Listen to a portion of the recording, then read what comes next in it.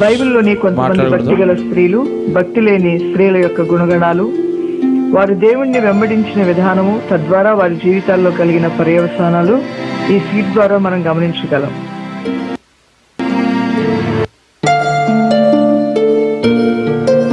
ఎవరు మీరందరూ?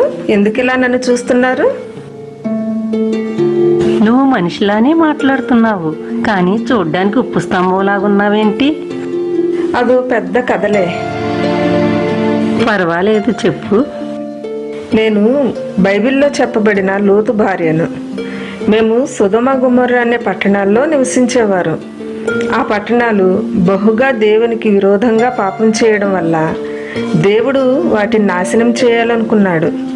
అయితే నా భర్తను, నా కుటుంబాన్ని రక్షించాలనే ఉద్దేశంతో దేవుడు దేవదూతల్ని పంపి మమ్మల్ని ఆ ఊరు బయటికి తీసుకుని వచ్చి వెనక్కి తిరిగి చూడకుండా వెళ్ళిపోమన్నాడు.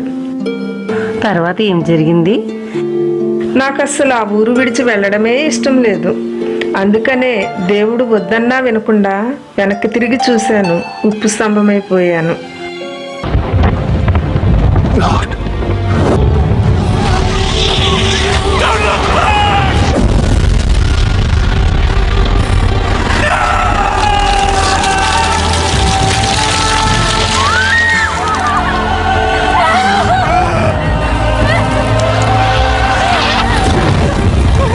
Lot's wife is turned into a pillar of salt for disobeying God. ఓ, ఇది చాలా విచారకరం.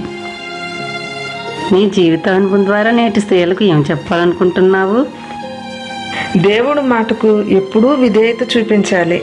ఆయన మాటను నిర్లక్ష్యం చేసినా, తృణీకరించినా నష్టపోయేది మనమే. అవును, నీ జీవితం అనేక మందికి ఒక హెచ్చరిక లాంటిది. అవును గాని నీవేంటి ఇందాక నుండి ఆ కొండను పట్టుకుని ఉన్నావు? నేను ఇస్సాకు భార్య అయిన రిబ్కాను. ఈ కొండ నాకు ఒక గుర్తు. నీకు ఈ కొండకి ఏమిటి సంబంధం? నేను యథాప్రకారంగా నా కుండ పట్టుకుని నీళ్లు తేవడానికి వెళ్ళాను. ఒకరోజు మధ్యాహ్నం బావి దగ్గర ఒక ప్రయాణికుడు, అతని ఒంటెలు చాలా దాహంతో ఉన్నట్టు కనిపించారు. వెంటనే నేను అతని ఒంటెలకు నీళ్లు చేది పోసాను. ఆ తర్వాత తెలిసింది ఏమిటంటే అతను మా దగ్గర బంధువైన అబ్రహాం యొక్క దాసుడని. అబ్రహాం కుమారుడైన ఇస్సాకు నిమిత్తం ఒక కన్యకను వెతకడానికి తన దాసుని అబ్రహాం పంపించాడు. ఆ రకంగా దేవుని చిత్తానుసారంగా మా వివాహం ఏర్పాటైంది. ఓ, వినడానికి చాలా ఆసక్తికరంగా ఉంది. నేను అక్కడికి వెళ్ళేటప్పుడు నాకు ఏమీ తెలియదు. కేవలం దేవుడు నన్ను ఎన్నుకున్నాడని మాత్రమే తెలుసు.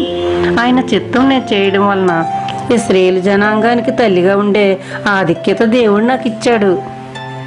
నీ జీవితం ద్వారా ఇక్కడున్న స్త్రీలకి నీవేం చెప్పాలనుకుంటున్నావు? దేవుడు మన పట్ల చాలా ఉన్నతమైన తలంపులు, ఆలోచనలు కలిగి ఉంటాడు. ఆయన మనల్ని పిలిచినప్పుడు మనం వెంటనే విధేయత చూపిస్తే అంతవరకు ఆయన మన చేయి పట్టుకుని నడిపిస్తాడు. అవును, అది నిజం. నేను మాత్రం ఆ అవకాశాన్ని పోగొట్టుకున్నాను. ఎందుకు? నా పేరు సఫీరా. నేను అననీయ భార్యని. అపోస్తుల కార్యంలో మా కోసం ఉంటుంది. ఆ కాలంలో అనేక మంది తమ యొక్క ఆస్తులన్నీ అమ్మి అపోస్తుల పాదాల దగ్గర పెట్టేవారు. సంఘమంతా తమకు కలిగినది సమిష్టిగా ఉంచుకునేవారు. ఆ సమయంలో మేము కూడా మా పొలం అమ్మి దురాశతో కొంత డబ్బు దాచుకుని కొంత తెచ్చి అపోస్తులకు ఇచ్చాం. అమ్మిన డబ్బంతా ఇదే అని పరిశుద్ధాత్మ ఎదుట అబద్ధం చెప్పాం. అందువలన నేను, నా భర్త దేవుని శిక్షకు గురి కావలసి వచ్చింది. వింటుంటేనే చాలా భయంగా ఉంది. నీ జీవితం ద్వారా నీవు ప్రజలకు ఏం చెప్పాలనుకుంటున్నావు? దేవునికి యథార్థత అంటే చాలా ఇష్టం.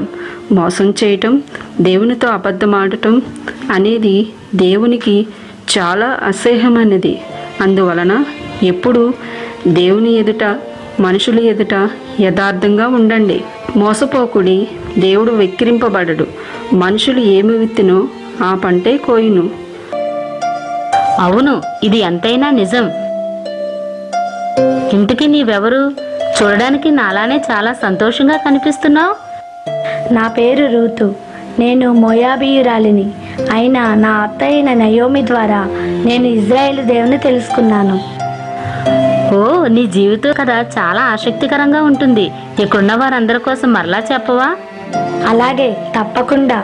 నా భర్త చనిపోయాక నా స్వదేశాన్ని, నా తల్లిదండ్రుల్ని విడిచి మా అత్తతో కలిసి ఇజ్రాయేలు దేశానికి వచ్చాం. నా జీవితంపై నాకు ఎలాంటి నిరీక్షణ లేదు. కానీ మా అత్తకు దగ్గర బంధువైన బోయాజు అనే వ్యక్తితో నా వివాహం జరిగింది. మోడుబారిన నా జీవితాన్ని దేవుడు మరలా చిగురింపచేశాడు. నా ముని మనవడే దావీదు. దావీదు వంశావళి నుండే మన ప్రభువైన యేసుక్రీస్తు వచ్చారు. నిజంగా అద్భుతం. జీవితంలో ఎలాంటి ఆశ లేని వ్యక్తికి నీవిచ్చే సలహా ఏమిటి? నీవు దేవుణ్ణి నమ్మి ఆయనపైనే ఆధారపడితే ఆయన రెక్కల క్రింద నీవు సురక్షితంగా ఉంటావు. దేవునికి స్తోత్రం. ఆయన నమ్మిన వారందరికీ ఆయన ఆశ్రయదుర్గం. అవును, ఇంతకీ నీ పేరు చెప్పలేదు. నా పేరు మగ్దలేనే మరియా. ఓ, యేసయ్య పునరుద్ధానుడై మొట్టమొదట కనిపించింది నీకే కదూ. నీవెంత ధన్యురాలివి. అవును, యేసయ్యని నేను కలిగి ఉండడం, ఆయన్ని చూడటం నిజంగా ధన్యమే. అయితే యేసయ్య నా జీవితంలోనికి రాకముందు నేను చాలా పాపాల్లో జీవించేదాన్ని. అయితే ఆయన నాలో ఉన్న దురాత్మలను వెళ్ళగొట్టి నా జీవితాన్ని పరిశుద్ధపరిచారు, నన్ను క్షమించారు. ఆయన ప్రేమను నేను మర్చిపోలేను. ఆయన లేకుండా నేను జీవించనూ లేను. ఈ స్కిట్ ఇప్పటి వరకు కూడా మీరు చూశారు కదా.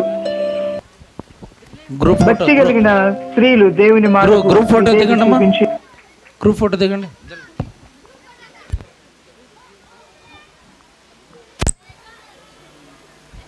దయచేసి వినండి. ఇప్పుడు మీరు చూసిన స్కిట్ బైబిల్ ఉంటున్న స్త్రీల గురించి మీరు విన్నారు. ఒక్కొక్కరు ఒక్కొక్క అభిప్రాయం చెప్పారు.